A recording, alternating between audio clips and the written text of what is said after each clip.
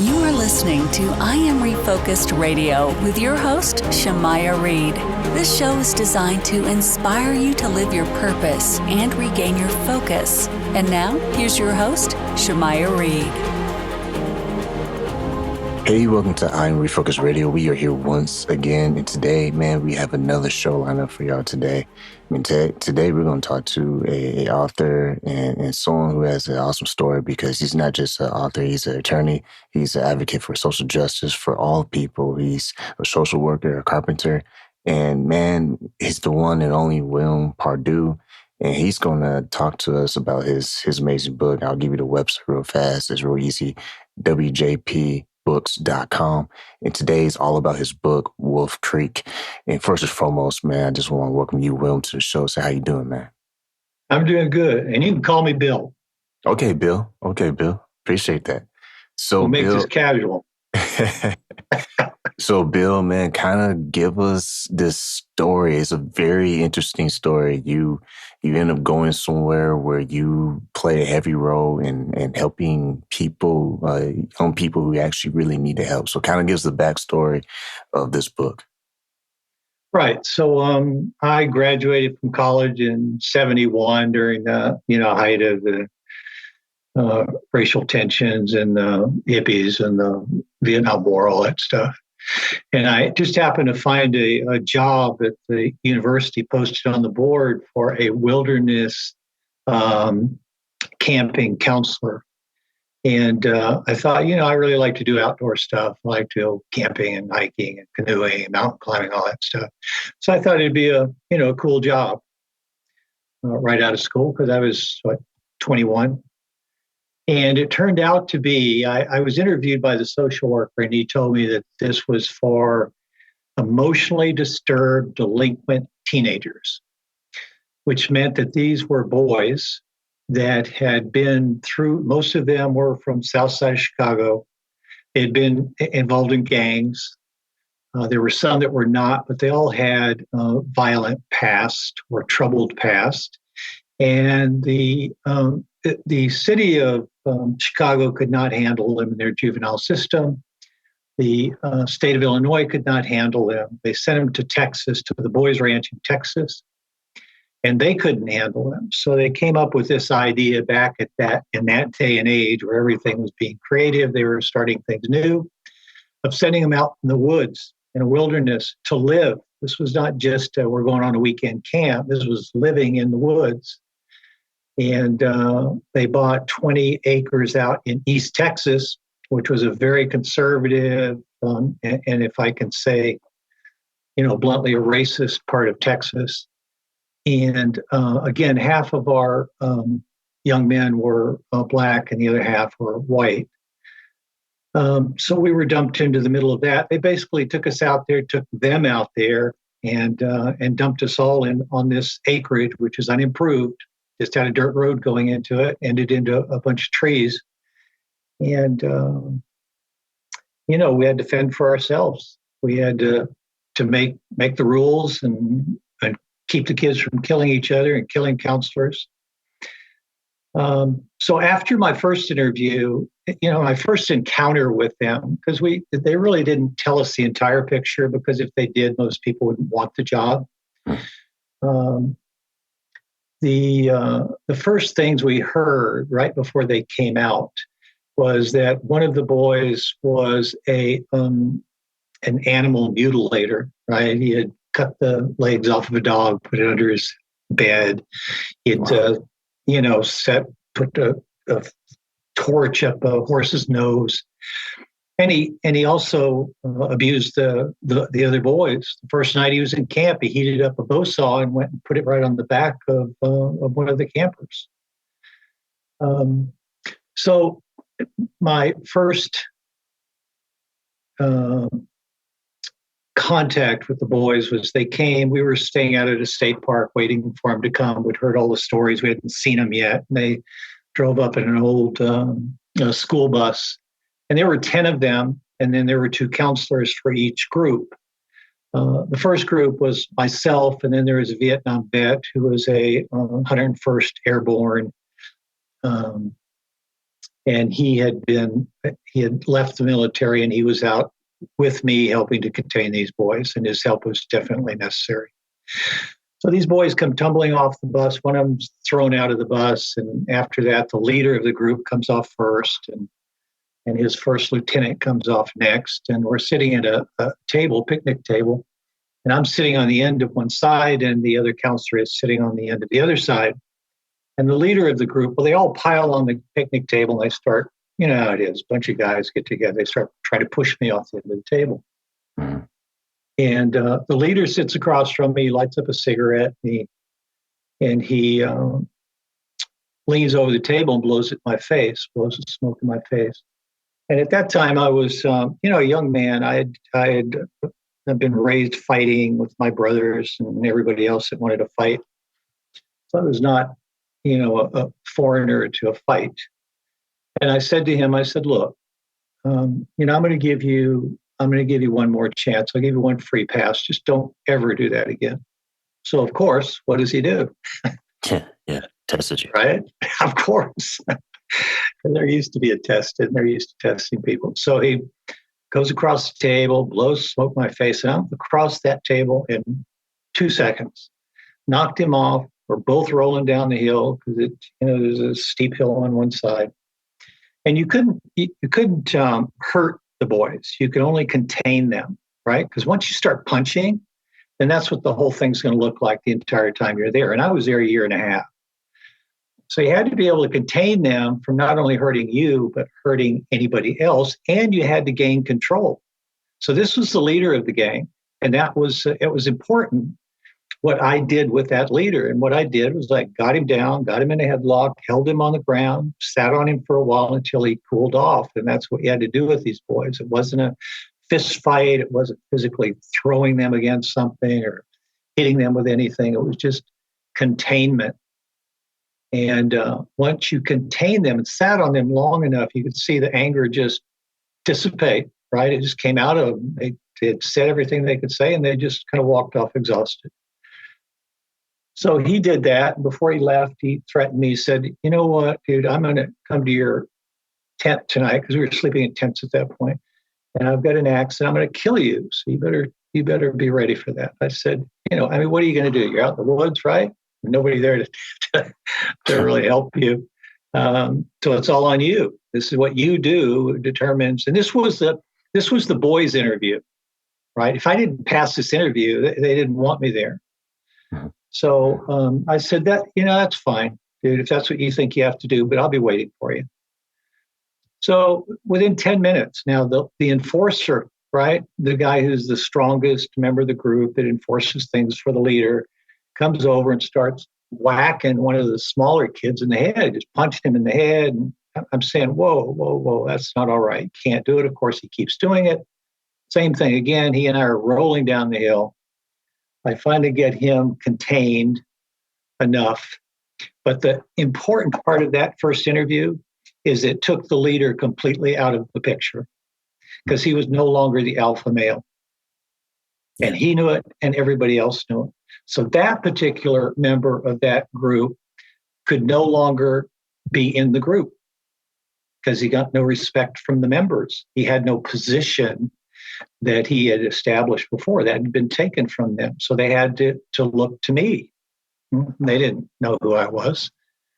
So that was my interview, and I passed that. And they really didn't, they didn't accept me. It was a couple of months. So what we did, this was the deal. So you're out in the woods, you have no electricity, you have no water, you have no bathrooms, you have nothing, right? No phones. Back in those days, there weren't cell phones. So you were just isolated. Whatever went on in camp was based on what the leaders, the two counselors, set as the rules. And if they didn't like them, then that was too bad. So the first probably month and a half that they were there, they were always running away. And because it was so far out in the woods, it was difficult for them to get away before we could track them. I used a couple of little boys to track them down, would always bring them back. And after we did that for, a month and a half, they realized they're not going to go anyplace that I'm not going to find them and bring them back. And the reason they put them out in the woods was they couldn't live with people. They couldn't live with regular people because it would hurt them. For a short period in the beginning, we had to be at a state park. And the same boy who was mutilating animals had disappeared for the day into the park. And we had the park ranger pull up to the park and say, are all you guys here? Because somebody broke into a camp down the road, sliced open the back of it, went in and smeared peanut butter all over the women's underwear and stuck a knife between the legs of a doll. And he said, would any of your boys do anything like that? And I didn't know where, I'd just known him for a couple of weeks at this point. So we all got together. I said, look, guys, we need to split up in twos. We need to find him, bring him back here and find out what happened. So they found him after an hour or two. He was up in a tree. And that's what he had done. I mean, he was a young serial killer. That's what they do. They start mutilating animals. It was very difficult to get to talk to. And so that's kind of what I was faced with on my first job out of college. Man, that sounds like a movie. Like, I'm just picturing everything in my head, and so many questions come to mind. Like, one, how did you survive? I want to know, did that guy, young man, did he actually come to your tent, or did he kind of brush that off? I think what happened, I don't know. I was waiting for him. I've been threatened by lots of people a lot of times. And he had already been publicly humiliated. So he had to say something like that, right? There had to be some sort of a boast, something left in him. Yeah. But the other counselor who had been with these boys for a while realized what had happened and that he'd all of a sudden lost his place in the group. So that counselor took him under his wing while I took the rest of the group because I now was their leader, whether they liked it or not. I was the alpha male amongst those teenage boys. And once the leader was out of the way, then they had to look to me for some guidance. How did I survive? Because I survived with four brothers who were always trying to beat the hell out of you. Brother, I don't know if you've grown up with brothers, but yeah. And the one closest to me was always trying to kill me one way or another. Tried to electrocute me when I was small. Tried to, just things. So that prepared me for this. And that part of it, I didn't really mind because I was used to it. And people have asked me before, why didn't you just leave? Mm-hmm. And the reality is that in my entire life, I try to follow what the universe wants me to do. Some people call it God, and the universe may in fact be God. But I listen to the messages that are coming to me. And I was supposed to be there. I was supposed to be the one who tamed these boys and did something productive with them. And when you look back, I mean, obviously we want people get the book Wolf Creek, must read, get it anywhere like Amazon. But when you look back, did you reach people, those young men? Were there any like change of heart where they're like, you know what, I needed, this tough love, if you will. I needed this guidance. And did you have anyone come to you and say, you know what, like, thank you, for basically, showing leadership or just showing me, a new path, if you will? Yeah, I mean, that was the thing about that. It was so rewarding to just see, and again, they can't live in a civilized setting. So really the idea of putting them out in the woods and making them entirely dependent on each other for survival, that made them turn a corner that they hadn't faced before, because now they were responsible and I was making them responsible and the other counselors were making them responsible. And and so they learned some responsibility. That was the first thing they learned. And as it went on, we really grew into a family, a family of men. And we all loved each other. We all counted on each other when we got into problems. And the perfect example of that is when they finally 100% of them came over to my side. Was we were in Dallas, and we had gone through the fairgrounds, and we had parked the bus in a back alley, and there was only one way out. And two of my boys, and you can't hold their hand and walk them through the fairgrounds. These guys are out of the bus, they're gone. They're going to come back, that, because they know where their free meal is, right? Mm-hmm.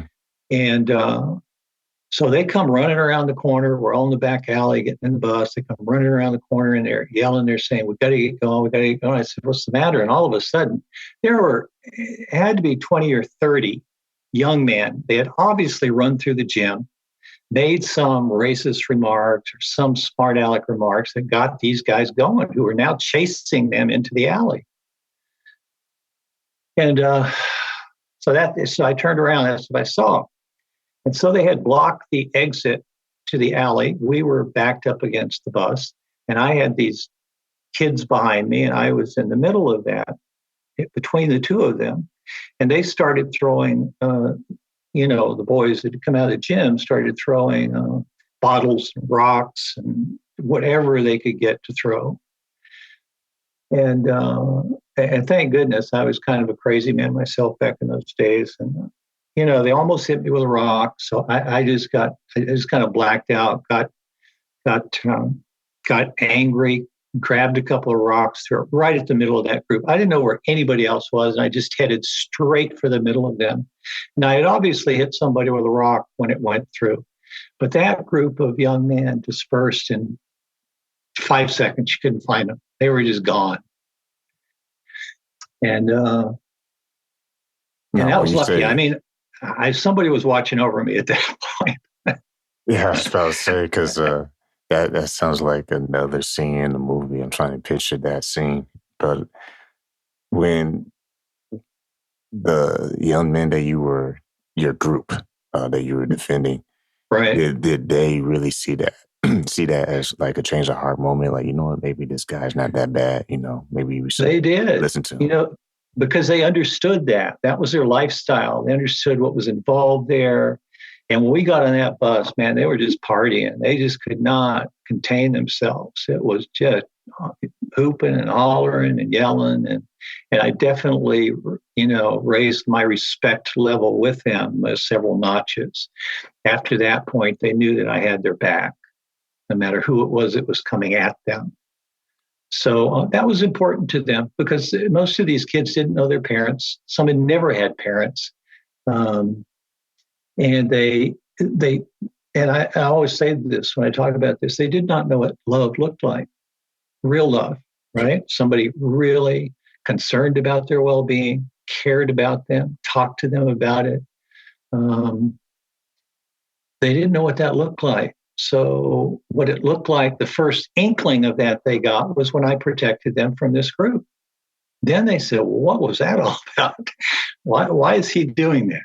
And so it was something they had to mull over, and they came to the realization that I did care about them.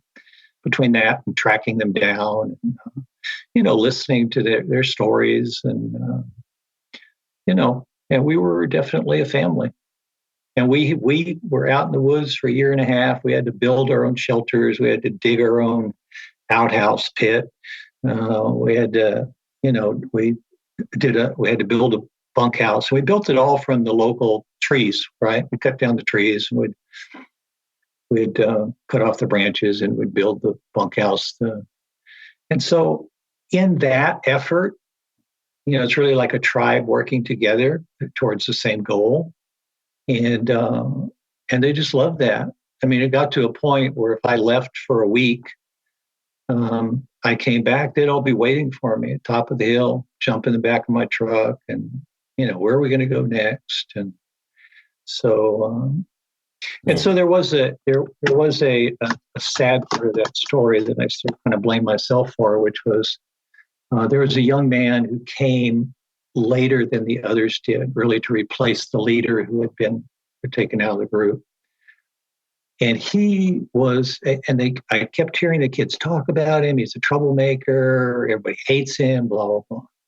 So he comes in the bus, and again, somebody throws him out of the bus, and he's just a bag of rags, and he's just a little black guy. He couldn't have been more than 120 pounds, and I don't know, 5 feet tall or something. There just wasn't much to him, and they just picked on him relentlessly. And at some point during that, there's something that happened at camp. And once we got control of the boys, we'd let them go to the movies or, with supervision. And so he and I stayed back one night. And in that one night, he and I just became fast friends. We talked. He wanted horseback rides around the camp. I tickled him. The first smile I ever saw on his face, and the brightest smile I've ever seen on anybody's face, came from that little boy, because I don't think he'd smiled in years. And he could feel the way I felt about him. And the problem with that was, and so I had to protect him from everybody, and I protected all of them from each other. But after I left, so the last trip we had was a canoe trip down a river in Arkansas, and there was a flash flood and all kinds of stuff happened. We almost lost a boy. We didn't.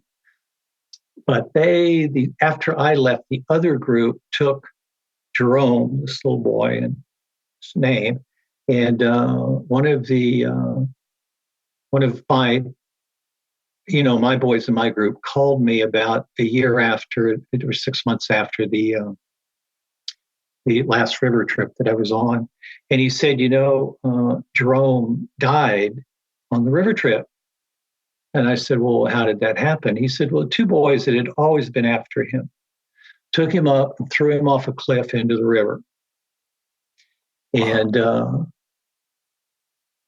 And I said, because I knew that. So I felt so bad because I had left him there vulnerable, But so that's my sad story about me being there. Man, this sounds like it needs to be a movie. Now, I know, once again, I'm going to plug the book. You can go to your website, wjpbooks.com, and they can find Wolf Creek. Anywhere you get a book, get on Amazon. We're listening to Refocus Radio, talking to, he said I can call him Bill, so I'm going to say Bill. We're talking to Bill about this. But man, this is it sounds like a movie. And your son, who is a writer himself, he kind of helped you put this book together. So for the audience, real quick, while we still have you on, kind of touch on what your son was able to do to help you get this book published. All right. So, I had been told you need to, because I'd told a lot of people the story. They said, you really need to write that down, and because that could be a good book. And so I did that. I did it longhand on a yellow pad, and I wrote the whole thing out. And then I had, back in those days, there weren't computers and word processing things. So I had somebody type it up for me. And I didn't know, that's the first book I'd ever written, so I didn't know about the formatting and all the stuff that needed to be done. I sent it to a publisher, a well-known publisher in Boston, and they looked at it and they got back to me and they said, this is really an amazing story, but you're not much of a writer. Wow. I know. So, like I said, what do you do with that? All right. So what you do is you put it in the closet. And I happen to have one of my sons who was interested in writing. He got a creative writing degree. And I said, look, Joe, I've got this manuscript, man. Would you look at it and see if you could turn it into something that was, more readable? And so that's what he did for me. He spent 6 months on it. I paid him to do it. And he, he really turned it into something that is easy to read and gets all the emotional part in that. Yeah, because just hearing everything you talk about with your experience working with those young men, man, this needs to be a movie or a TV series, because it's very interesting, very intriguing. And I have to ask you, the job that he's working as a counselor for these young men. I mean, did that grow to become more like highlighted, like more exposure for, the success rate, or just like, because I can only imagine, just with your story, with your experience with the young man, that there's probably more stories with this program. So how popular is that program? Well, I think back in those days, again, the 60s, 70s, people were trying all kinds of new ways of living and approaching life and all that stuff. And as far as I know, now, what I think happened was after Jerome was killed, died in the river incident, I think they had to abandon that program because there was a certain amount of danger involved in what we did. When I was on the canoe trip, we almost lost a young man because there was a flash flood. We didn't know about it. There's no radios, and all the flash flood comes up in 5 minutes, and all of a sudden the level of the river is 10, 15 feet higher than it was. Yeah.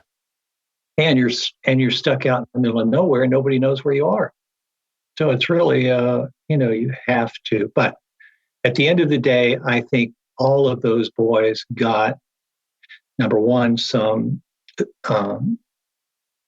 their self-image certainly improved because of everything they were able to do. Mm-hmm. I mean, they weren't, a lot of those boys couldn't read. They couldn't tell time. They just hadn't been in the school system long enough to learn any of those things. And so I tried to, just show them my love as much as I could and get them to trust me, which they did. And I trusted them. So, I think it was a great program, but it's just, you couldn't do it. I don't think you could be allowed to do it nowadays. Yeah, number one. Especially in today's climate. Yeah, you just couldn't. But when you think about the concept of putting these wild and I know somebody has called them not alley cats, but whatever it is, you have putting them someplace where they could actually get mad, run around, do things where they're not hurting each other, but also building something. I mean, they were proud. That was quite a camp that we built, and they did that all themselves. And then we took trips all over the country with these guys. So, and we ran into a lot of racial kind of things, especially when we were in Texas. Mm-hmm. We'd want to go wash our clothes someplace, and the white owner would say, so this was back when they still had signs up, whites only, and you can come in, but the black kids can't. I said, well, it doesn't work that way with us. So in that particular... I'm sorry, I didn't mean to cut you off. No, go ahead. Someone has to make this book a movie, man, because I literally can see this in different scenes as you're describing. But go ahead, man. I didn't mean to cut you off. No, that's all right. But the interesting part about that was there's a young girl there that said, look, I know a place, they'll let you do your clothes. And it was back. And in those days, there were two sides of the track. There's the black side and the white side. So she said, you just need to come over to this other side and they'll let you in. We did. We went over, went into the laundromat. They treated us just all equally. But that was a kind of a recurring problem with these boys was that, and there is some racial strife between them. The N-word was thrown around liberally.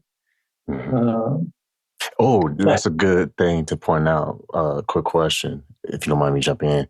When you were having these young men together, were they actually, staying together,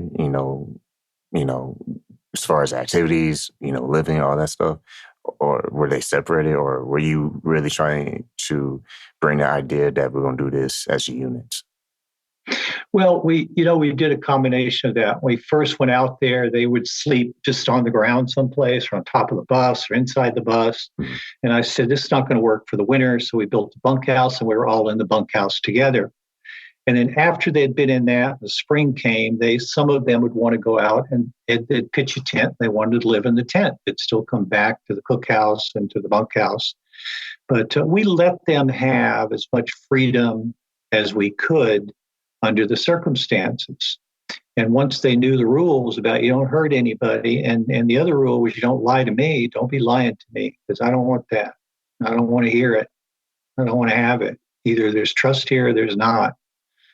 But it was, I really learned more than they did.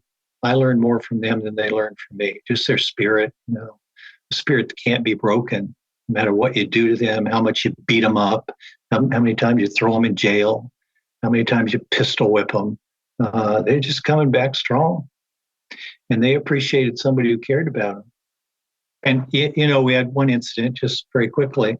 Because they hadn't had families, I took them home on Christmas. And my family was not wealthy, never had been. My dad and mother lived in a one-bedroom apartment. And so here I am coming with 12 boys for Christmas dinner. And my mother had always wanted 4 boys, so she loved boys. So she was in heaven. I mean, she had, 12, 13 boys in her house that she could sew their patches on their hats for them and talk to them, So, and I still have pictures of that. And they're sitting there. One of the boys was sitting on my dad's lap. I mean, my dad would never let me sit on his lap. I'm thinking, whoa, what? What's going on here? And, talking to my mom and having their presents. And so that was pretty cool. I still look at that picture every day. And I think that's a good point to illustrate in this conversation. It sounds like these young men, they was in a bad spot. They were unwanted by their parents, the system, and they each had their own issue that they were dealing with personally. They did. And some of them didn't like each other, like brothers sometimes. When you moved on from that job, were you able to keep in touch with any one of them or hear any success story from one of them, like someone,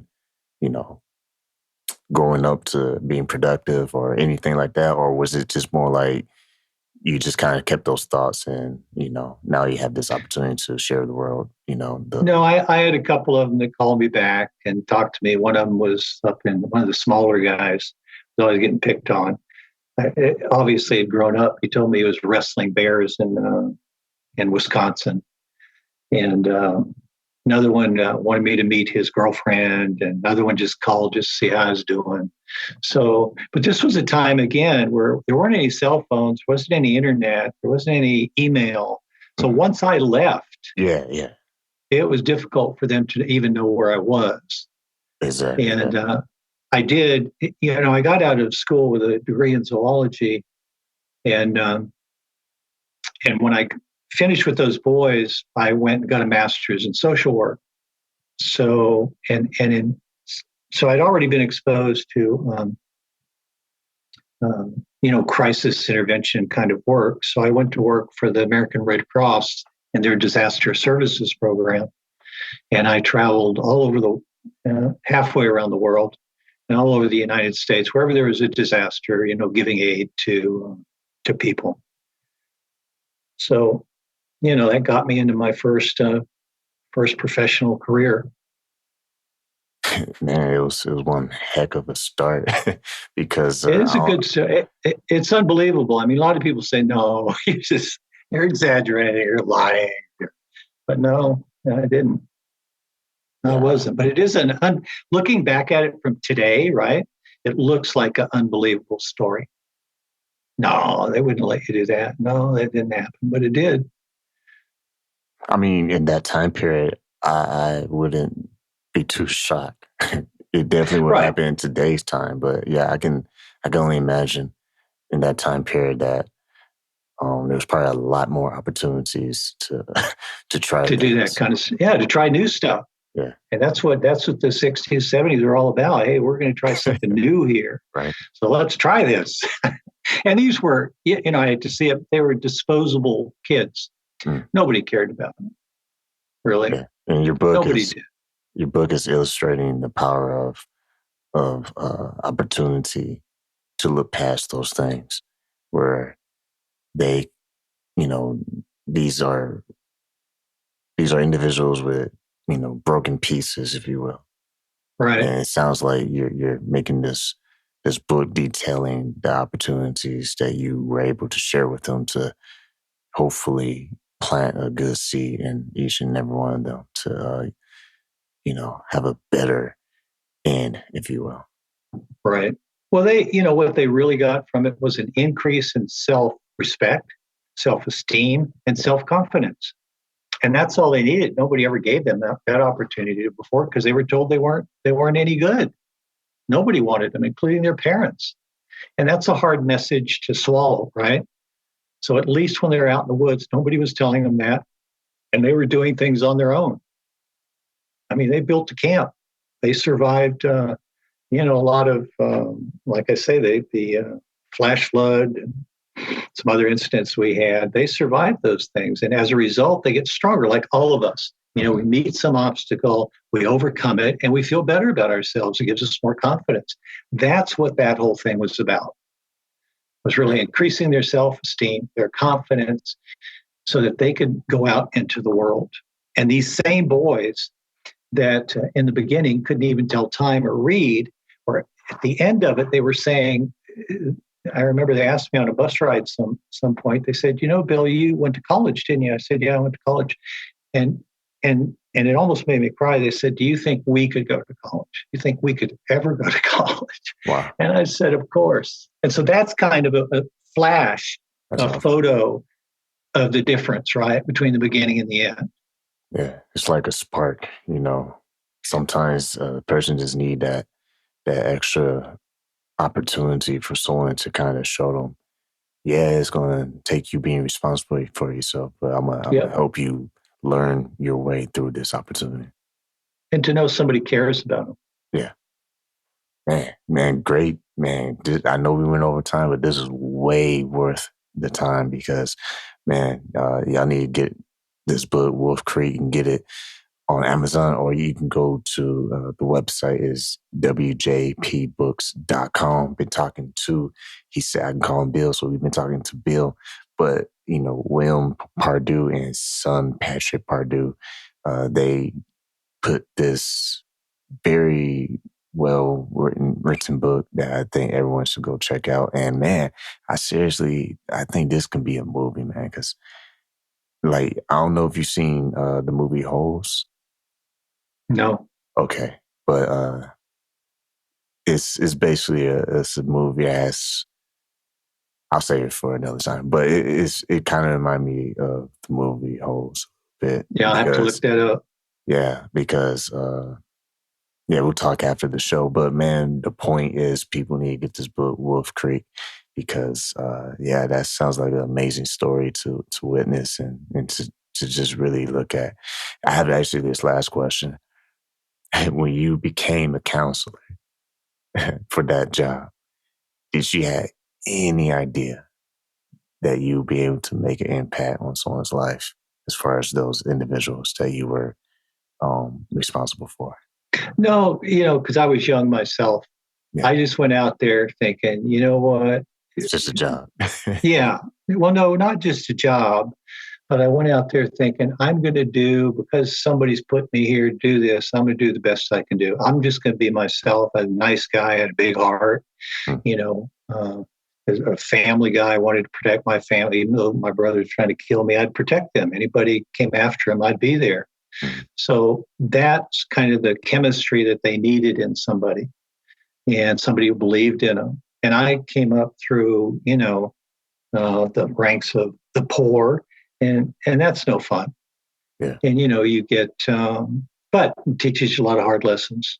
And they needed somebody who'd learned a lot of hard lessons. Man, awesome, man. Man, it sounds like you just making a movie throughout the whole conversation. I didn't want to say nothing. You was doing a great job just telling the story. I think this is very needed. I think a lot of times when people have stories, sometimes they don't try to get it out there. But with the help of your son, you're being able to get this book written. And I think that's really good, man. Well, I had the one thing that kind of sold me on trying to get, this book, and we are trying at this point to get a movie made on it. I have some folks that are helping me. So my older brother calls me back at night, and this was a few years ago. And he's always a quiet guy, first in the family, very conservative, and he's crying. He's crying on the phone. I thought, oh my God, who died? What happened here? I says, what's wrong? He says, I just finished your book. And he just could not, he couldn't say a word. All he could do was sob. Wow. And so it's that kind of a book. So for some people, I've had them read it and they said, wow, that's a rough read just because of what's happening. So, I didn't put any lipstick on anything. Mm-hmm. It's just the way it's written is the way it happened. Wow. Well, there you go, man. That was a great way to wrap up this discussion, man. Once again, man, we talking to Bill. He said I can say that, but go to this website, be William Pardue and his son Patrick. You can go to the website wjpbooks.com and get the book Wolf Creek. It's on Amazon, and he also has other books that you can definitely check out and read. So, man, I want to say thank you again, taking time, talking I'm Refocus Radio. And, man, when that movie actually comes out, hopefully we can have you back on so you can talk about it, man. Yeah. Well, thank you for listening to my diatribe here, going on and on, because once I start, it's hard for me to stop. But I appreciate you giving me that time.